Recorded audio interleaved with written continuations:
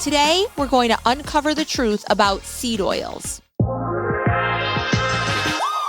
Welcome to the Ultra Healthy Now podcast, where your journey to feeling younger, sexier, and more energized begins. Dr. Nicole Srednicki, who specializes in high-performance health, will dive into practical, actionable tips and strategies that can transform your physical, mental, and emotional well-being. Join us as we uncover the secrets to living a healthier, happier life, mind, body, and spirit. Because true health, beauty, and happiness start on the inside.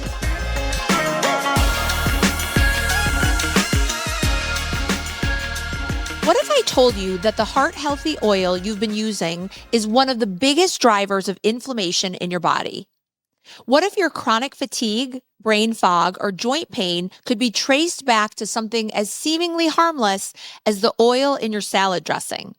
Today, we're going to uncover the truth about seed oils, why they are a hidden danger, how they're affecting your body, and what you can do to detox from them.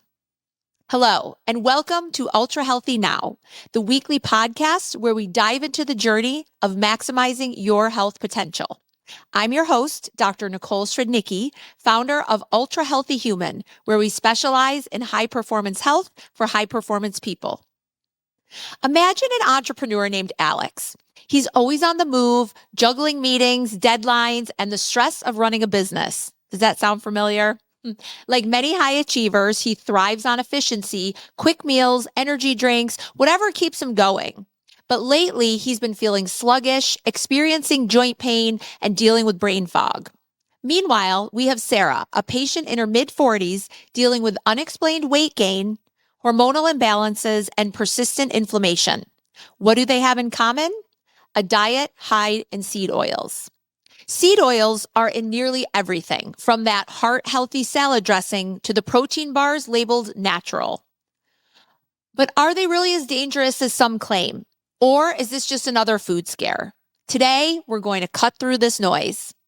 So what are seed oils? Seed oils are industrially processed oils extracted from plants like soybeans, corn, sunflower, safflower, canola, or otherwise known as rapeseed, and cottonseed. They are heavily refined and often used in processed foods due to their long shelf life and affordability. Many of these oils undergo chemical extraction with solvents like hexane, bleaching, and deodorizing, which leave behind residues that alter the fatty acid structure of the oil. Unlike traditional fats like butter or olive oil, which require minimal processing, seed oils are engineered products with chemical modifications. Seed oils are commonly found in cooking oils, processed foods like crackers, cookies, chips, and please note, these are in the healthy brands too. So make sure you're looking at packaging. These are in the obvious fast foods, but also salad dressings, baked goods. I just really want to emphasize that a lot of these health foods, we're seeing these junk oils. So what's the issue here? These oils are rich in omega-6 polyunsaturated fatty acids, known as PUFAs. Fatty acids are the building blocks of fats. Think of fats like building materials for your body. PUFAs are like delicate wooden beams that are flexible and useful, but they break down easily when exposed to elements like heat, light, and oxygen. When they oxidize, they can create inflammation, much like how rotting wood weakens a structure. On the other hand, we have MUFAs, monounsaturated fatty acids. And these are like sturdy bricks, solid, stable, and resistant to damage. They hold up better under stress, providing long-lasting support without the risk of deterioration. While both have their place, relying more on MUFAs like olive oil and avocados, building stronger, healthier foundation, while excess PUFAs like seed oils can silently erode your health from within. No, we're going to be talking more about different types of fats on another podcast. While our bodies need omega-6s, the modern diet has created an extreme imbalance, with the omega-6 to omega-3 ratio as high as 20 to 1. when it should be closer to 1 to 4 or possibly 4 to 1. Based on a study, a ratio of 4 to 1 may be beneficial for people who are at risk of certain types of cancer, such as breast or colon cancer. But it's also thought to promote brain health and cognitive function. But these should be the healthy type of PUFAs, not PUFAs from seed oils. I am a big fan of omega-3. So when patients come in, sometimes asking about, you hear about there's omega-3, 6, 9. I like to replace omega-3s. I don't really like to replace omega-6 because you're going to get enough naturally in the healthy foods, and a little bit of the omega-9s. So other issues, oxidation and inflammation. When heated or processed, seed oils oxidize, forming harmful compounds like aldehydes and trans fats, leading to chronic inflammation. It's also linked to chronic diseases. Studies suggest excessive seed oil consumption is associated with heart disease, obesity, insulin resistance, and even cognitive decline. And it can disrupt cellular health. Seed oils can integrate into cell membranes, making them more susceptible to oxidative stress. Remember, we've talked about this in the past. It's like rust inside your body, which impairs cellular production and overall cellular function. And why is this an issue? Your body is like a car. If it's consistently using the wrong oil, the engine, like your metabolism, clogs up, leading to breakdowns, which is like disease. So some of the specific health risks in seed oils, one, metabolic dysfunction. Seed oils can interfere with insulin signaling, and this can lead to increased risks of diabetes. 2, gut health disruptions. Some studies show that high PUFA intake will lead to gut permeability or leaky gut, issues with your gut. 3, brain fog and cognitive decline. Neuroinflammation from excess omega-6s can contribute to Alzheimer's disease. 4, hormonal imbalance. Seed oils can actually affect estrogen and testosterone balance. And 5, liver stress. This can lead to what's called non-alcoholic fatty liver disease. So why do we want to do this to our liver? How do we identify this issue? First, very simply, reading labels. Avoid anything with soybean oil, canola oil, vegetable oil, sunflower, safflower, and corn oil. Next, we look at blood work. Check for elevated C-reactive protein, or known as CRP. You can actually check your fatty acid levels. So you can see a breakdown of the omega-6 to omega-3 ratios. And you can also look for markers of chronic inflammation. This is just to name a few. Symptoms include fatigue, joint pain, difficulty losing weight, brain fog, and bloating. These can actually indicate this high seed oil consumption. So if you're wondering about some more of these specific lab tests that can help you identify these, you can actually send us a message at ultrahealthyhuman.com and go to the contact section and say seed oils, and then we'll email you a free list of tests to consider if you're looking for these. So there are some arguments that we have for and against these seed oils. Obviously, there's a lot of evidence against using these seed oils. Studies show excessive omega-6 intake contributes to chronic inflammation. They say some omega-6 is necessary, but the key is balance. For example, avocado oil, nuts, seeds, of course, in their natural state, not the oils. And also these omega-6s can be found in eggs and meat. The refining process often introduces harmful trans fats with these seed oils. And countries with lower seed oil consumption have fewer metabolic diseases. Now looking at the counter arguments, some research shows moderate intake may not be harmful when balanced with omega-3s. Harvard and Mass General emphasize that industrial processing, not the oil itself, may be the problem. And The American Heart Association, they argue that seed oils are heart healthy when replacing saturated fats. But personally, I don't really agree with this stance. And here's why. There's a lot of flawed research on saturated fats. Much of the research demonizing saturated fats stems from outdated studies and has failed to differentiate between processed and natural sources. More recent meta-analysis, a type of study, have found no significant link between saturated fat consumption and cardiovascular disease. Seed oils increase oxidative stress. Unlike saturated fats, which are stable, polyunsaturated fats in seed oils are highly susceptible to oxidation, forming toxic byproducts like aldehydes, as I mentioned earlier. And these have been linked to cell damage and chronic inflammation. Then there's the obvious, the rise of chronic disease. Over the last century, heart disease rates have skyrocketed despite the widespread adoption of seed oils and the reduction of saturated fats in their diet. If replacing saturated fats with seed oils were truly beneficial, we should see an improvement in public health, but we don't. The omega-6 to omega-6 imbalance. A high intake of omega-6 fatty acids from seed oils promotes systemic inflammation, which is a significant driver of cardiovascular disease, obesity, and autoimmune disorders. And traditional fats versus the modern diet. Cultures that consume high amounts of saturated fats, such as the Maasai in Africa, or populations following a Mediterranean diet rich in natural fats, tend to have lower rates of heart disease than populations that rely heavily on processed vegetable oils. Now, do you want to hear something gross? Have you thought about how long these seed oils stay in your body? Studies suggest that PUFAs from seed oils can integrate into your cell membranes for months to years. Think of your body like a sponge absorbing oil, except instead of wringing it out, the oil embeds in the very structure of your cells. This means the inflammatory effects persist long after you've stopped consuming oils.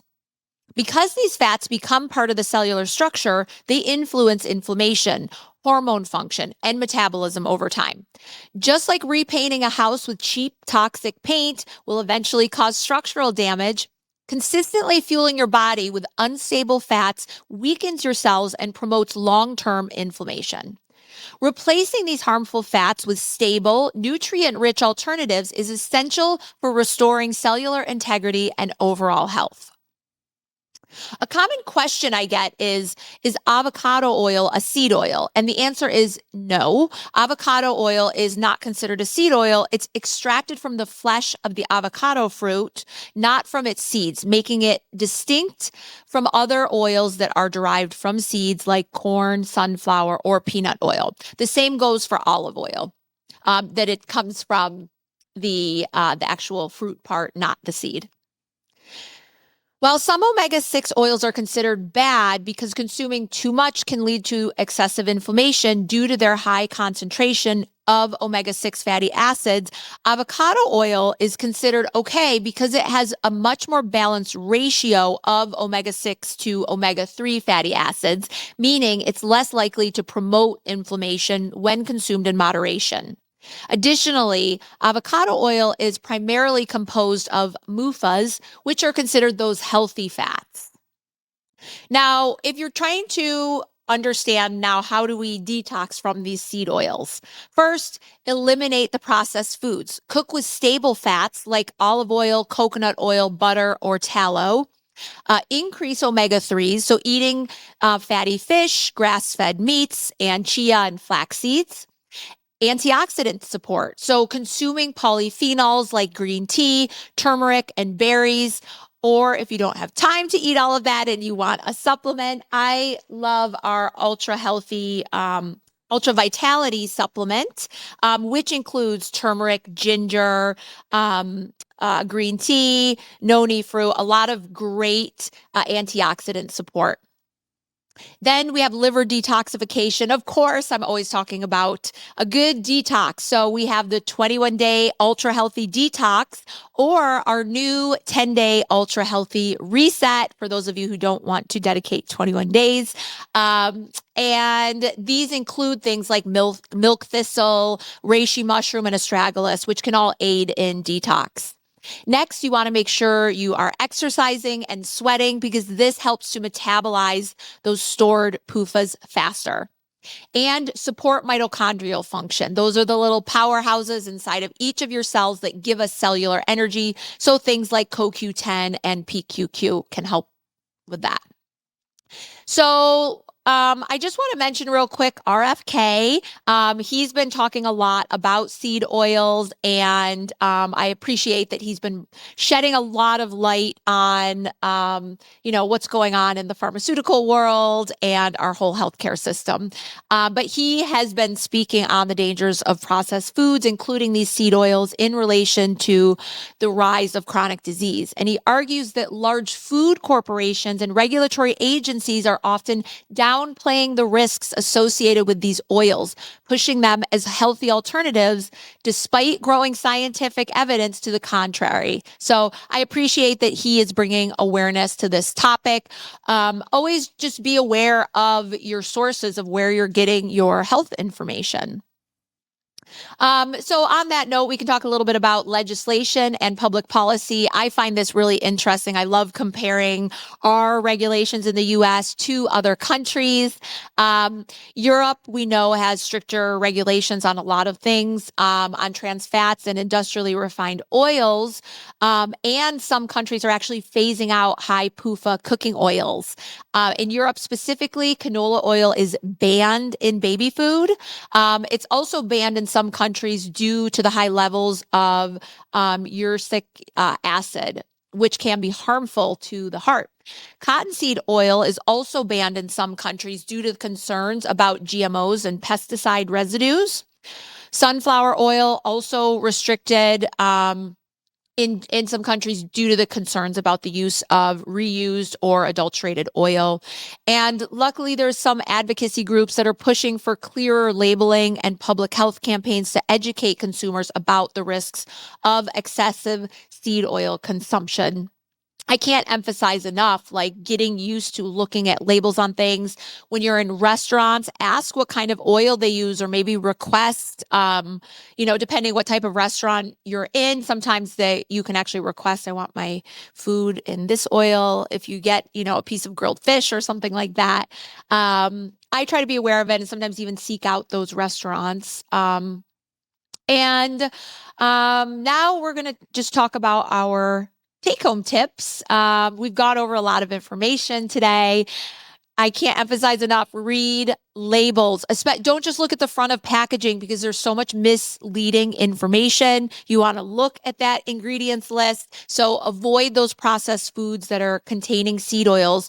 And these seed oils are everywhere. And while they're not inherently toxic, excessive consumption is harmful. So get used to looking in detail at ingredients lists, please. And your best defense is eating real whole foods and avoiding processed options. So I always say when you're at the grocery store, try to shop the perimeter of the grocery store. When you get into that packaged stuff in the center of the grocery store, that's where you have, you're going to run into a lot more of these seed oils. Increase your omega-3 intake. The omega-6 to omega-3 ratio is critical for reducing inflammation. Remember, omega-3 fatty acids help to reduce inflammation, while some of the omega-6 fatty acids tend to promote inflammation. If you're curious about getting your levels tested, at Ultra Healthy Human, we have a simple home testing kit that can be shipped to you. So if you want to know those levels, get an understanding of where you stand right now, that's a great option to have a little map for that. Next, detoxing from seed oils. And it takes time to get these out of your body, but you got to start somewhere. So, detox with a strategic plan. I love the 21-day ultra healthy detox. People feel a difference. They see a difference. So, we know it has worked well for people. Be proactive, not reactive. Shift your lifestyle today for long-term health benefits. And then cook at home more often. You're going to be then in control of the oils that you're using in your food. And please educate yourself and others. So share this knowledge with your friends and family so they can also be aware. Thank you for joining me on another episode of Ultra Healthy Now. If today's episode sparked your interest in achieving your maximum health potential, or if you're interested in doing some testing, as I mentioned earlier, or doing a structured detox program, I invite you to contact us or visit us at ultrahealthynow.com. Explore our specially formulated supplements, ask questions, suggest topics for the Ultra Healthy Now podcast, or schedule a consultation. Join us at Ultra Healthy Human, where your health, beauty, and happiness begin from the inside. Visit ultrahealthynow.com to start your transformation today. Thank you.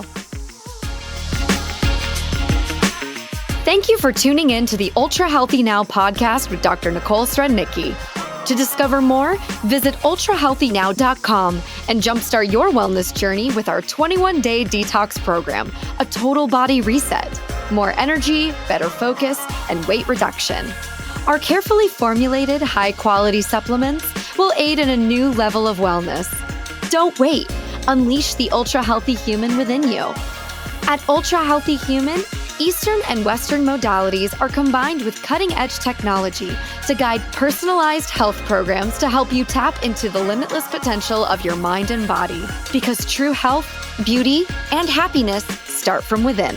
Remember to subscribe, like, and share this episode wherever you listen to podcasts.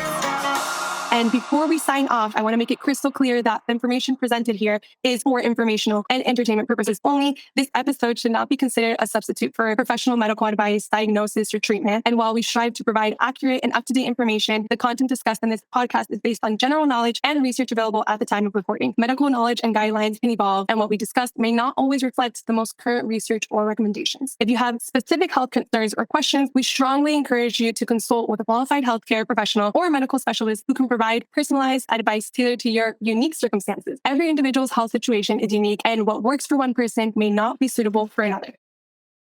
This podcast is a presentation of the Rich Dad Media Network.